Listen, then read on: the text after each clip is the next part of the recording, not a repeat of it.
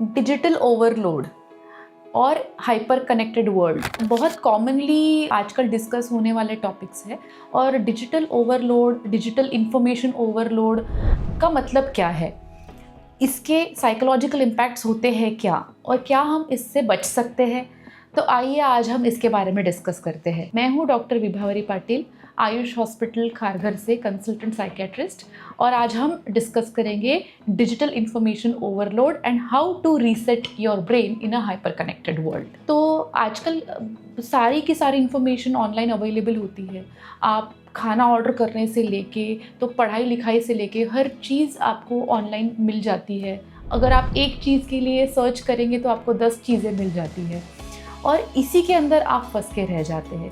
एक लिंक के बाद दूसरी लिंक, एक लैंडिंग पेज के बाद दूसरा पेज, इस तरह से आप लिंक बाय लिंक काफ़ी समय तक ब्राउज़र के ऊपर इंफॉर्मेशन देख सकते हैं। और वो इन्फॉर्मेशन भले ही आपके लिए ज़रूरी है या नहीं है, आप जब शुरुआत में आप जिस चीज़ के लिए इन्फॉर्मेशन ढूंढने के लिए इंटरनेट पे गए थे वो टॉपिक साइड में रह जाएगा और आप बहुत सारे उससे रिलेटेड अनरिलेटेड टॉपिक्स में आप फंस के रह जाते हो। इसमें सबसे मोस्ट इम्पॉर्टेंट चीज़ है कि आपका कितना टाइम वेस्ट हुआ है ये भी आपके समझ में नहीं आता। कई बार ये भी होता है कि इसकी वजह से हमारे ब्रेन की फोकस करने की शक्ति भी कम हो जाती है, क्योंकि शुरू में तो एक 20, 25, 30 मिनट का वीडियो हुआ करता था। अब तो छोटे छोटे इंस्टाग्राम रील्स या यूट्यूब शॉर्ट्स है जो हार्डली 30 या 40 सेकंड के होते हैं। उसके अंदर आपको इन्फॉर्मेशन तो मिल जाती है, लेकिन आपका ब्रेन उस इन्फॉर्मेशन को पूरी तरह से प्रोसेस करने से पहले ही आप अगले शॉट पे पहुंच जाते हैं।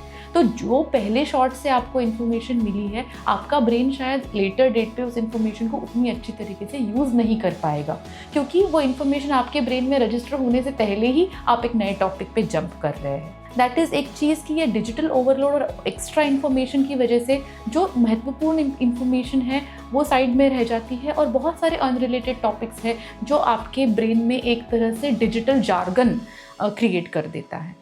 That is one thing. So सबसे पहले इसमें जाएगा आपका टाइम, उसके बाद में आपकी कॉन्सेंट्रेट करने की और फोकस करने की क्षमता, और अंत में शायद इतना टाइम जो आपने ब्राउज़र पे स्पेंड किया है उसका आपको कोई यूज़ भी नहीं होगा।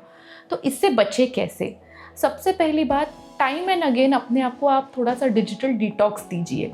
डिजिटल डिटॉक्स मतलब सारे आपके जितने भी गैजेट्स हैं, फ़ोन, आईफोन, आपके स्मार्ट वॉचेस, लैपटॉप, सब कुछ बंद करके एक दिन आप सिर्फ अपनी फैमिली के साथ या आपकी कोई भी एक हॉबी परस्यू करते हुए बिताइए, और कोई भी डिजिटल या स्क्रीन आप नहीं छुए। That is one of the digital detox. या फिर स्पेंडिंग टाइम विद नेचर, अगर आप किसी गार्डनिंग में इंटरेस्टेड है या गार्डन में जाना पसंद करते हैं, सफारी में इंटरेस्टेड है, तो you can go for that. So digital detox, that is one thing.